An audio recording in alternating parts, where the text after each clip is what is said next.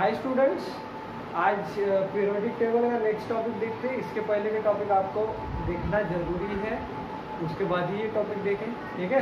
इसके पहले मैंने डोबर्नियर और न्यूलैंड इन्होंने क्या बोलते हैं अपने के एलिमेंट्स को कैसे अरेंज किया था वो बताया था। डोबर्नियर ने ट्राइड्स के रूप में अरेंज किया था, न्यूलैंड ने ऑक्टेव के इसमें किया था, और दोनों ने क्या किया था, एटॉमिक मास नंबर लिया था। नेक्स्ट साइंटिस्ट है मेंडेलीव, ठीक है। मेंडेलीव ने क्या किया, 1869 से लेके तो 1861 तक एक अरेंजमेंट बताया एलिमेंट्स का। तब तक एलिमेंट्स की संख्या हो गई थी 63, ठीक है। डोबर्नियर के वक्त 3 हो गई थी, फिर न्यूलैंड के वक्त 57 या 53 हो गई थी, आप देख लेना। और फिर जब मेंडेलीव आए तब 63 एलिमेंट्स बने। अब न्यूलैंड ने जो टेबल बनाया था उसमें क्या था कि न्यू एलिमेंट डिस्कवर किए, उनको अगर टेबल में रखने गए तो टेबल पूरा डिस्टर्ब हो जाता था। तो फिर क्या हुआ, 57 के लिए तो अच्छा था वो टेबल, बट अब 57 से 63 एलिमेंट होगा। वो 60 जो एक्स्ट्रा एलिमेंट है, 6 एलिमेंट्स, वो उसमें अरेंज नहीं हो पाएंगे। इसलिए मेंडेलीव ने क्या किया, नया टेबल बनाया, ठीक है। आपको कोई टेबल लर्न करने की जरूरत नहीं, कोई टेबल एग्जाम में आने वाला नहीं। अगर यहाँ पे भी मैंने टेबल निकाला है, न्यूलैंड का भी टेबल निकाला है, डोबर्नियर का भी टेबल निकाला है, तो कोई टेबल आपको एग्जाम में नहीं आएगा कि ये टेबल निकाल के बताओ ऐसा वाला। कोई टेबल लर्न नहीं करना है आपको, ठीक है। बस उसका एक्सप्लेनेशन याद रखना है कि वो टेबल में था क्या, ठीक है। और वो टेबल के मेरिट्स क्या थे और डीमेरिट्स क्या थे, उसके फायदे क्या थे और नुकसान क्या थे। अभी न्यूलैंड का पूरा कॉन्सेप्ट बता दिया, उसके मेरिट्स क्या थे, डीमेरिट्स क्या थे, सब बता दिया। न्यूलैंड का टेबल भी बता दिया। आज अपन मेंडेलीव के टेबल में आते हैं। मेंडेलीव ये कौन सा साइंटिस्ट था, तो ये रशियन साइंटिस्ट था, okay. Mendeleev is a Russian scientist. He developed he gives और developed a new arrangement of elements, okay.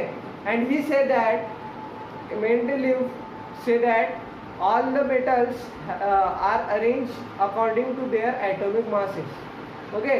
All the elements are periodic, arranged मतलब periodic in atomic mass, मतलब उनका बोलना था कि सारे एलिमेंट्स ये एटॉमिक मास के हिसाब से पीरियोडिक रहते। पीरियोडिक रहते मतलब एक विशिष्ट पद्धति के मैनर में रहते, वो एक विशिष्ट मैनर में रहते, ठीक है, उसको बोलते हैं पीरियोडिक, ठीक है। तो मेंडेलीव ने क्या बोला था, all elements are periodic in their with respect to their atomic masses, okay. तो एटॉमिक मास का किसने जिक्र किया था, डोबर्नियर। न्यूलैंड ने भी एटॉमिक मास लेकर अरेंजमेंट किया था, और मेंडेलीव ने। सिर्फ अकेला मोजले ऐसा था कि जिसने क्या किया था, एटॉमिक नंबर का यूज करके टेबल बनाया था। तो आज अपन देखते हैं मेंडेलीव का पीरियोडिक टेबल, ओके। मेंडेलीव ने ये बोला था कि all the elements are periodic according to their atomic masses. मतलब क्या किया था उन्होंने, एटॉमिक मासेस को लेके टेबल बनाया था, ओके। इसमें जो भी टेबल बना है वो एटॉमिक मास लेके बनाया है, ठीक है। मतलब ये क्या है, ये इसका एटॉमिक मास है, ये क्या है 7, इसका एटॉमिक मास है, ये क्या है एटॉमिक मास। तो उन्होंने क्या किया था, एटॉमिक मासेस को अरेंज करके लिखा था, ठीक है। कब लिखा था, 1869 से लेके तो 1871 के बीच में, ठीक है। तो देखो उस मेंडेलीव ने क्या किए थे कि जो एलिमेंट्स थे उनको क्या किया था, increasing order of their atomic mass रखा था। मतलब जिसका एटॉमिक मास सबसे कम है वो सबसे पहले लिखा गया था। मतलब यहाँ पे हाइड्रोजन का एटॉमिक मास सबसे कम रहता है वो लिखा गया। फिर हाइड्रोजन का 1 है तो उसके बाद जिसका एटॉमिक मास 2 है, ऐसा कोई एलिमेंट अभी तक ढूंढा ही नहीं गया था तो नहीं लिखा। फिर एटॉमिक मास जिसका 3 है वो भी नहीं ढूंढा गया, तो जिनका नहीं ढूंढा गया था उनका वैकेंट रखा था। फिर 6, 7 किसका था, यहाँ पे 6 डब्बे छोड़ दिए उन्होंने। 7 किसका था, लिथियम का था, उसको याद रखा। फिर 8 किसी का नहीं था, पर उन्होंने जगह नहीं छोड़ी थी, 8 नहीं था तो 9 वाला लिखा, फिर 11 वाला लिखा, फिर 12 वाला लिखा। अब बोलोगे सर 7 के बाद तो 8 आना चाहिए, ठीक है, 9 के बाद 10 आना चाहिए, ठीक है। कई कई जगह क्या हुआ है कि 44 के बाद डायरेक्ट 48 आया, 45 नहीं आया। ऐसा एलिमेंट नहीं आएगा जिसका एटॉमिक मास क्या रहे, 45 रहे। तो ये जो टेबल था ये इंक्रीजिंग ऑर्डर में था बट सीक्वेंस में नहीं था, ओके। इंक्रीजिंग ऑर्डर में था बट सीक्वेंस में नहीं था। सीक्वेंस मतलब 1 2 3 4 5 6, इंक्रीजिंग ऑर्डर मतलब सबसे छोटा फिर बड़ा फिर बड़ा फिर बड़ा, सीक्वेंस नहीं रहता उनमें। तो ये जो भी टेबल था ये सीक्वेंस में नहीं था, increasing order of atomic masses के बेस पे ये टेबल बनाया गया था, ओके। होप सो ये आपको समझ गया था। और यही इसका नुकसान भी है टेबल का। ये नुकसान क्या है कि उन्होंने क्या किया था, अरेंज तो किया था बट सीक्वेंस में नहीं किया था, ठीक है। एकदम कहीं से क्या होता है कि इसका 44 एटॉमिक मास है तो एकदम से राइज हो गया, ये इसका डिसएडवांटेज है। जब ये टेबल का डिसएडवांटेज देखेंगे तो देखेंगे, ओके। समझ गए टेबल मेंडेलीव जी ने कैसे डिराइव किया था। उनका बोलना था कि अब मेरे पास 63 एलिमेंट्स हैं, उनको ऐसे ही कैसे रख दिया तो मैं स्टडी नहीं कर पाऊंगा, तो उनको स्टडी करने के लिए उन्होंने एक अरेंजमेंट बताया। वो अरेंजमेंट के हिसाब से उन्होंने क्या किया कि ऐसे रोज बनाए, रोज ऐसे बहुत सारे रोज बनाए। आपके टेबल, आपके पेज नंबर 18 पे टेबल दिया गया है, तो ऐसे बहुत सारे रोज है, ठीक है, रोज बहुत सारे। बट ये जो कॉलम है, खड़े वाले को कॉलम बोलते हैं। ऐसे कितने कॉलम है, 1 2 3 4 5 6 7 कॉलम, ओके। और कॉलम को बोला गया है ग्रुप, कॉलम को ग्रुप बोला गया है, ठीक है, इनको ग्रुप बोला गया है। और रो को पीरियड बोला गया है, रो को पीरियड बोला है। याद रखना, रो को पीरियड बोलते हैं और कॉलम को ग्रुप बोलते हैं। क्या बोलते हैं, रो को पीरियड बोलते हैं और कॉलम को ग्रुप बोलते हैं। ऐसे उन्होंने 7 ग्रुप्स क्रिएट किए थे। कितने ग्रुप क्रिएट किए थे, 7 ग्रुप, ओके। और पीरियड तो बहुत सारे बनाए थे उन्होंने, जब तक एलिमेंट 63 एलिमेंट खत्म नहीं हो जाते तब तक रो बनाए थे, वो नहीं पूछेगा, ठीक है।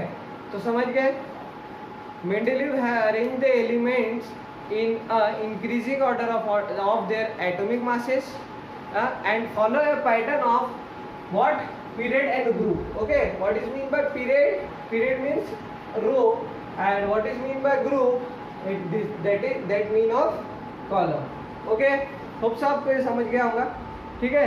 अभी क्या करते हैं, नेक्स्ट देखते हैं कि मेंडेलीव का टेबल का मोस्ट इंपॉर्टेंट क्वेश्चन आता है कि what is the merits of Mendeleev periodic table and what is the demerit, मतलब डिसएडवांटेज। देखो, मेरिट मतलब फायदे, डीमेरिट मतलब नुकसान, डिसएडवांटेज, ओके। तो ये टेबल के भी कुछ मेरिट्स है, कुछ डीमेरिट्स है, अब वो देखते हैं, ठीक है। हाँ स्टूडेंट्स, तो देखो ये जिसने भी मेरे मतलब मैंने नहीं लिखा है यहाँ पे बोर्ड पे, मैंने एक जन को लिखने के लिए दिया था, तो उसने ये बराबर नहीं लिखा। तो यहाँ पे ग्रुप 8 रहते हैं, मैंने वीडियो में ग्रुप 7 बोला है, ठीक है। 7 ग्रुप रहते हैं ऐसा बोला है, ठीक है। बट इसमें रहते हैं 8 ग्रुप्स, ठीक है। 8 ग्रुप रहते हैं मेंडेलीव के पीरियड में, 8 ग्रुप रहते हैं, ठीक है। सो अभी अपन इसके मेरिट और डिमेरिट, सो इसके मेरिट्स देखते हैं कि इसके फायदे क्या थे और इसके नुकसान थे, तभी फिर साइंटिस्ट ने अलग टेबल बनाया था, ठीक है। फिर आया था मॉडर्न पीरियोडिक टेबल, इसको क्या बोलते हैं, only periodic table of Mendeleev, इसको क्या बोलते हैं, पीरियोडिक टेबल ऑफ मेंडेलीव। एक इसके बाद आया था मॉडर्न पीरियोडिक टेबल बाय मोजले, ठीक है, वो यूज करते हैं। मॉडर्न पीरियोडिक टेबल सबसे ज्यादा इंपॉर्टेंट है, ओके। इस क्यों इंपॉर्टेंट है, क्योंकि उसमें कम डिसएडवांटेज है, मतलब देखिए तो रेयर डिसएडवांटेज है मॉडर्न पीरियोडिक टेबल में। इसमें डिसएडवांटेज ही डिसएडवांटेज है। पहले देखते हैं इसके एडवांटेज क्या है। तो क्वेश्चन आता है एग्जाम में, what is the merits of Mendeleev periodic table, ठीक है। तो इसके एडवांटेज क्या थे वो देख लेते एक बार। आपका पेज नंबर 19 पे आप जाओगे तो हेडिंग ही दिख जाएगा आपको, मेरिट्स। अगर आप यूट्यूब वीडियो देख रहे हैं तो खोल के देख लीजिए, ठीक है। तो वहाँ पे आपको दिखेगा कि merits of Mendeleev periodic table. देखिए ये थोड़ा टॉपिक है ना, थोड़ा लेंदी, इसलिए मैं बुक लेके पढ़ा रहा हूँ, ठीक है। तो मेरिट्स ऑफ मेंडेलीव टेबल, उसमें फर्स्ट पॉइंट दिखेगा, क्या दिखेगा आपको पढ़ लेना, ठीक है। मैं आपको पढ़ के दिखाता हूँ कि atomic masses of some element were revised as so as to give them a proper place in a periodic table in accordance with their properties. For example, the previous determined atomic mass of beryllium is 14.09 was changed to correct 9.4 and was beryllium placed before the boron, ठीक है। देखिए क्या हुआ था, इसको एकदम ऐसे word to word नहीं लिखा तो भी चलता है, मैं क्या बता रहा हूँ। पहला merit of Mendeleev periodic table क्या था कि मेंडेलीव ने क्या किया था पहले कि जितने एक कैसे कोई तो भी एलिमेंट रहते हैं उनका एटॉमिक मास नंबर गलत आया था, थोड़ा पॉइंट पे गलत आता था। जैसे फॉर एग्जांपल बेरिलियम का 14.09 है, 9 पहले था, तो मेंडेलीव ने क्या किया, उसको रिवाइज किया, मतलब थोड़ा बहुत चेंज करके उसका करेक्ट वैल्यू लाया जो था 9.4, ठीक है।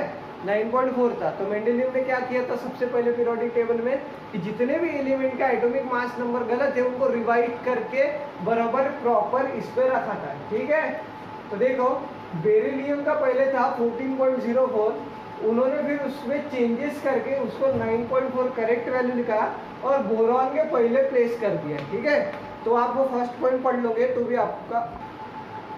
सो स्टूडेंट आज और थोड़ा एक टेक्निकल प्रॉब्लम आ गया था, यहाँ की लाइट चली गई थी। ठीक है, अभी थोड़ा कंटिन्यू है, 2 सेकंड के लिए वीडियो रुका गया था। ठीक है, तो फर्स्ट आपको मैंने बता दिया वो मेरिट क्या था, इसका फायदा क्या था। वीडियो थोड़ा पीछे करके आप फर्स्ट देख सकते हो। सेकंड क्या था, इसका फायदा क्या था, ये टेबल का मेरिट क्या था। तो उन्होंने क्या किया था, एक बहुत अच्छी चीज किए थे कि जिनका एटॉमिक मास नहीं पता है उनके लिए जगह खाली छोड़ दिए थे। मतलब एटॉमिक मास जिसका 2 है उसके लिए छोड़ दिए, जिसका 3 है उसके लिए छोड़ दिए। तो इससे क्या हुआ कि फ्यूचर में अगर कोई भी एलिमेंट नया पता चला और उसका नया एटॉमिक मास पता चला, ठीक है, तो उनको यहाँ पे प्लेस कर सकते थे। जबकि न्यूलैंड में क्या होता था, नया कोई एलिमेंट मिला उसका एटॉमिक मास नया रहा तो उसको नहीं प्लेस कर सकते थे बराबर। ठीक है, तो इसमें देखो वैकेंट जगह थी, उन्होंने क्या कर सकते, नया कुछ आया इन्वेंशन तो वहाँ प्लेस कर सकते थे। ओके, तो ये था वही। सेकंड क्या बोला, Mendeleev kept the vacant places, उन्होंने कुछ वैकेंट प्लेस छोड़ दिए थे इन पीरियोडिक टेबल जो अब तक डिस्कवर नॉट टिल डिस्कवर्ड। ठीक है, तो ऐसे कौन से एलिमेंट है, देखो मतलब ऐसा था कि तब है ना साइंटिस्ट लोग नया एलिमेंट ढूंढ रहे थे जिसका एटॉमिक मास नंबर 44 हो, 68 हो एंड व्हाट इधर क्या है 72। ठीक है, साइंटिस्ट लोग तब ये 3 एलिमेंट ढूंढ रहे थे जिनका एटॉमिक मास ये हो, पर साइंटिस्ट लोगों ने उसको नाम नहीं दिए थे। तो क्या किया था मेंडेलीव ने कि 44, 68 और 72 के लिए जगह छोड़ दिए थे। फिर क्या कुछ सालों बाद ये एलिमेंट डिस्कवर हो गए। ठीक है, तो यहाँ पे आके वो एलिमेंट रख दिए फिर नए। तो तब तक के लिए जब तक 44, 68 और 72 वाले एलिमेंट को एकदम अप्रूवल नहीं मिल गया या फिर उनका नाम डिसाइड नहीं हुआ, तब तक मेंडेलीव ने क्या किया था, इनके रैंडम नाम रखे थे, इनके ऐसे थोड़े टाइम के लिए नाम रखे थे। तो जिसका एटॉमिक मास नंबर 44 था उसका इका बोरॉन नाम रखा गया था। क्या नाम रखा गया था, इका बोरॉन। दूसरे का इका एल्यूमिनियम और इसका इका सिलिकॉन नाम रखा, बस शॉर्ट टर्म के लिए रखा था। इसका इका बोरॉन, इका एल्यूमिनियम और इका सिलिकॉन। बाद में क्या हुआ कि इनके नाम चेंज हो गए, इसका इका बोरॉन से नाम चेंज होके स्कैंडियम रखा गया, इसका इका एल्यूमिनियम से गैलीनियम नाम रखा गया और इसका इका सिलिकॉन से जर्मेनियम नाम रखा गया। ठीक है, तो इसका इका एल्यूमिनियम से स्कैंडियम, सॉरी इका बोरॉन से स्कैंडियम, इका एल्यूमिनियम से गैलीनियम और इका सिलिकॉन से जर्मेनियम। तो ये क्वेश्चन पूछते एग्जाम में कि इका बोरॉन का नाम क्या था, तो स्कैंडियम। इका एल्यूमिनियम का नाम क्या था, तो गैलीलियम। और इका सिलिकॉन का नाम क्या रखे थे, जर्मेनियम। ठीक है, तो एग्जाम में पूछते थे इका बोरॉन का नाम क्या था, इका एल्यूमिनियम का नाम क्या था और इका इका सिलिकॉन का नाम क्या था। ये क्वेश्चन बनता है। ठीक है, एग्जाम में, तो ये पढ़ के जाना। ठीक है, थर्ड था इसका देखो 3 ही एडवांटेजेस थे मेरिट से।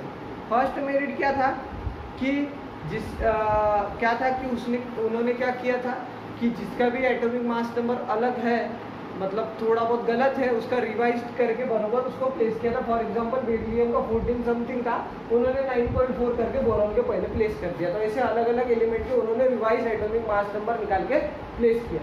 सेकंड उनका ये था कि जिनका नहीं एटॉमिक मास नंबर पता था उनका वैकेंट छोड़ दिया। ठीक है, कुछ का तो पता होने वाला था बाद में, तो फिर क्या किए उन्होंने ये रख दिए, ऐसे खाली जगह रख दिए उनके लिए। इसका इका बोरॉन, इका एल्यूमिनियम, सिलिकॉन रखा, फिर चेंज करके ये हो गया। ठीक है, तो ये एक अच्छी चीज़ की थी कि फ्यूचर में कोई एलिमेंट मिले तो जगह खाली है तो रख दो। न्यूलैंड के टेबल में ऐसा नहीं हो सकता था, नया मिला तो पूरा टेबल चेंज हो जाता था। ठीक है, थर्ड इसका ये है कि देखो क्या होता था थर्ड कि इसमें सारे मेटलाइट और नॉन मेटल रखे गए। बाद में क्या हुआ कि गैसेस फाउंड हुए, है ना। आपको पता है कि क्लोरीन गैस है, सॉरी हीलियम गैस है, आर्गन गैस है, क्रिप्टन गैस है। यहाँ पे दिख रहा है हीलियम गैस कहीं नहीं दिख रही, तो हीलियम का एक गैस है। ओके, तो फिर मेंडेलिव ने क्या किया कि क्या हुआ, कुछ सालों बाद गैसेस ढूंढे गए, यहाँ पे 8 ग्रुप बन गए। तो उन्होंने क्या किया, गैसेस कहाँ रखूँ, ये ग्रुप में तो नॉन मेटल है, ये ग्रुप में है नहीं, ठीक है, सीक्वेंस में नहीं बता रहा, इसमें तो नॉन मेटल रखे, इसमें तो मेटल रखे, गैसेस कहाँ रखूँ।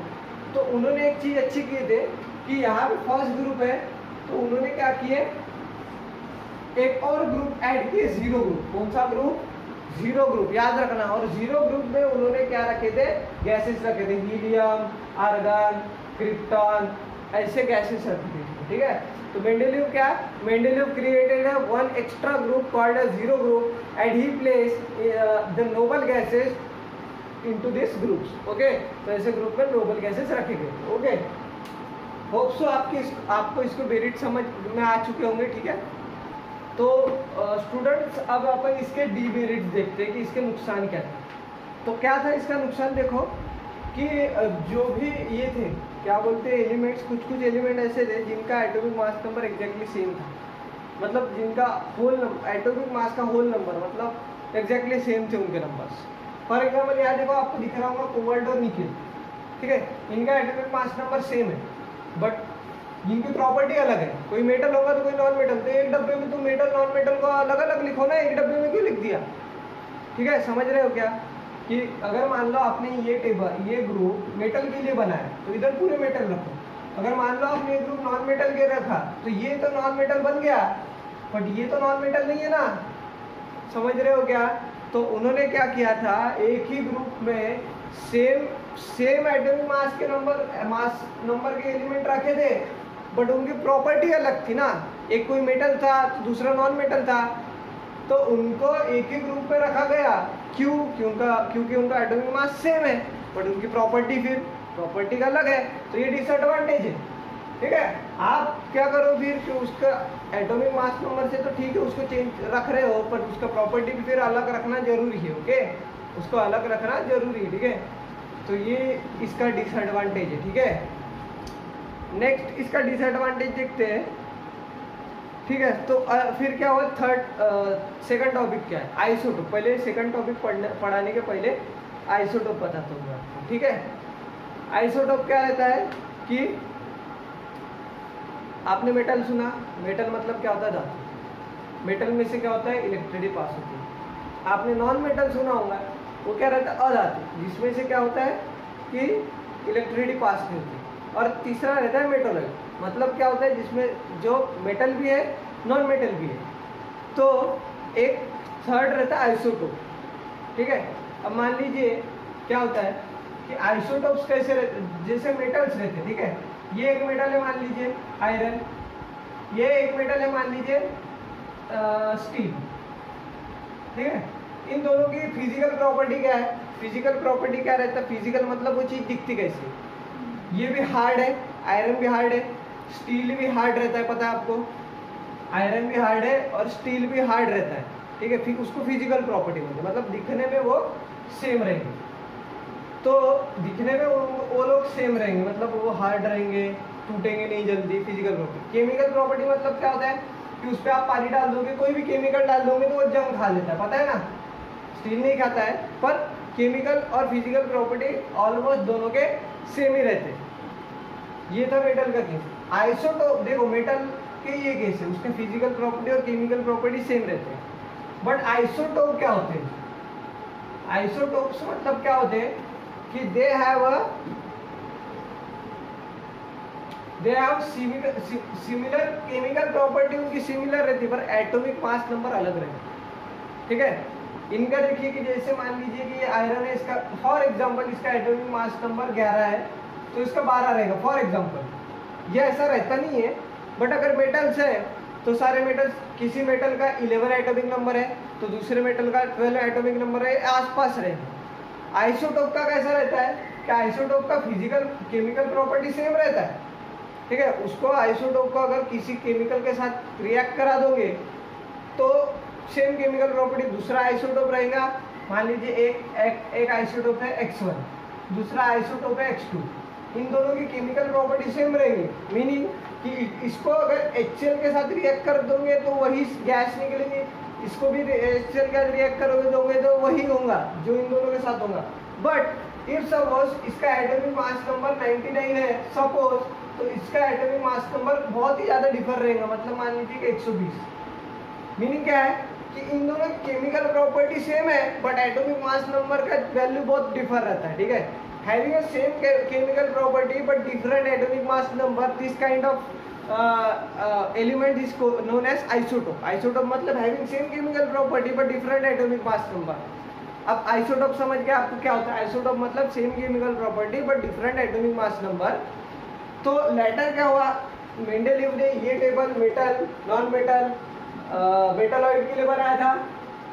फिर क्या किया उन्होंने कि नोबल गैस भी डाल दिया, बट कुछ सालों बाद, लॉन्ग टाइम के बाद आइसोटोप ढूंढने गए, तो वो आइसोटोप्स को यहाँ पे नहीं रख सकते थे, अरेंज नहीं कर सकते थे। उन्होंने मेटल, नॉन मेटल, मेटालॉइड और गैस को अरेंज कर दिया था, पर आइसोटोप को इसमें अरेंज नहीं कर सकते थे। ये टेबल का वो डिसएडवांटेज था। सेकंड डिसएडवांटेज समझ गया आपको कि आइसोटोप्स यहाँ पे प्लेस नहीं कर सकते थे, ये उसका सेकंड ये था डिसएडवांटेज। फोर्थ डिसएडवांटेज ये है कि देखिए ये जो फ्लोरीन है, क्लोरीन है, ये कभी भी फ्लोरीन अकेला नहीं रहता, वो दो के पेयर में रहता है। क्लोरीन क्या रहता है, कभी भी अकेला नहीं रहता है, वो भी दो के पेयर में रहता है। पर हाइड्रोजन भी ऐसा है कि वो अकेला नहीं रहता, दो के पेयर में रहता है। ये कल डिस्कस करेंगे कि हाइड्रोजन क्यों नहीं अकेला रहता, वो दो के ही फॉर्म में क्यों रहता, वो H2 ही बोलते हैं।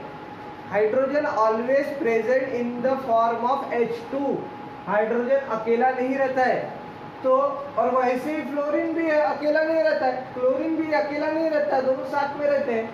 तो ये जो हाइड्रोजन था यहाँ का, तो फिर बाकी साइंटिस्ट ने ऑब्जेक्शन उठाना चालू किया कि ये जो हाइड्रोजन है फर्स्ट ग्रुप का, ये तुमने फर्स्ट ग्रुप पे क्यों लिखे, इसको ये ग्रुप में क्यों नहीं लिखे फ्लोरीन के साथ, इसको ये ग्रुप में यहाँ से हटा के यहाँ क्यों नहीं लिखे, जबकि ये भी तो दो के फॉर्म में रहते हैं। इसको यहाँ से फर्स्ट ग्रुप से उठा के सेवंथ ग्रुप में क्यों नहीं डाले।